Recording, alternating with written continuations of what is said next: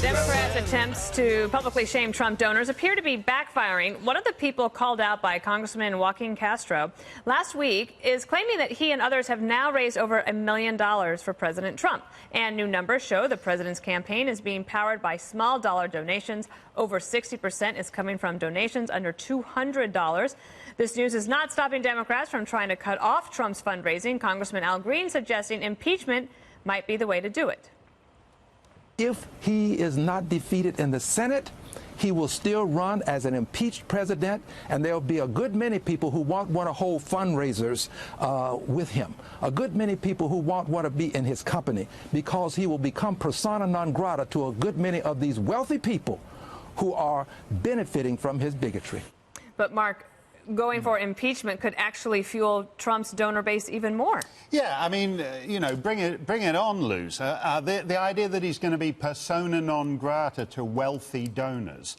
Last time round, as this time round, he gets his money in small donations in a way that Mitt Romney and John McCain and Republican candidates usually don't. So if a couple of billionaires are embarrassed because he's impeached, big deal. He'll still get his $50 and $100 donations, and that's what he got last time, and that's the difference, is that he's not a donor candidate. Well, there's another big difference. Well, he is a donor candidate this time around. I mean, they're awash in cash because all of those people who held back, they have all given this time. Yeah, so but they're getting on the bandwagon after but that's fine. So from the middle of nowhere. I'm not arguing that, but it's not that they are holding back now. They are actually, everybody is all in.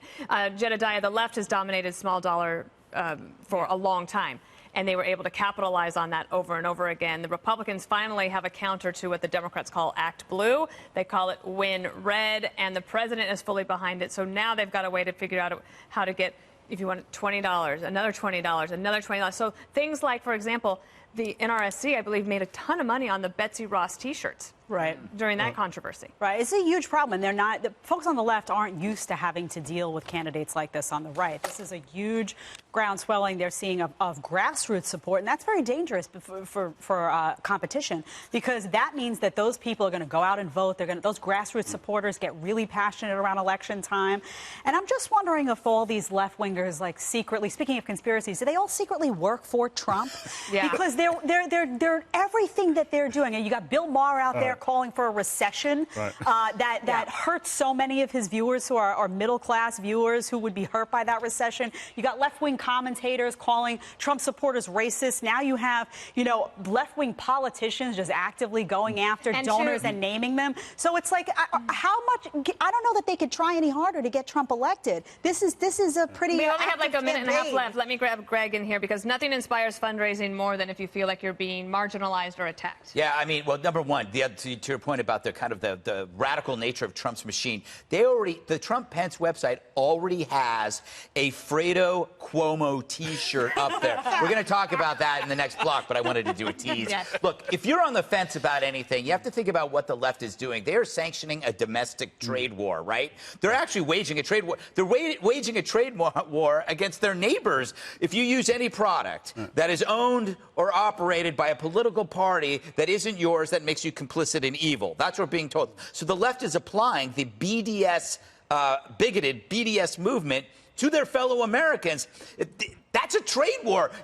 That's just going to push the marginalized to give more money to Trump if you continue doing that. Like people who had never given before. And the Democrats have benefited from this same type of thing. Remember when Elizabeth Warren gave the big speech on the floor and Mitch McConnell asked her to yield, and then nevertheless she persisted. Do you remember that? The Democrats made so much money off of those T-shirts. Right, but I think we've taken our eyes away from the reality of what's going on here. The reality is that the president had a 2-year jump on everybody in terms of fundraising, and he doesn't have really a primary challenge. So he has that advantage. The Democrats have been raising money. The big money for Trump is like this weekend in the Hamptons, where it was $250,000 a ticket. And that's typical of Trump, especially. It is now, yeah. And typical of, you know, after Citizens United, the amount of outside money that's flowing. Trump has a huge lead over the Democrats from big donors who don't necessarily identify. They come through the PACs. They come through these private action committees. I mean, he has the same advantage that other incumbents have had. But I just think that we now say, oh, well, Trump has a surge in terms of these small donors. The The small donors are being drawn in by things like straws or T-shirts and the like. Kavanaugh. But the big money, still comes from guys who say, you know what, I got that tax break. I got a huge tax break, and thank you, Donald Trump. A lot of people didn't get that tax break. Yes, some people didn't get it. In New York and California. And you're still- Repeal SALT. Yeah. They're still mad about it.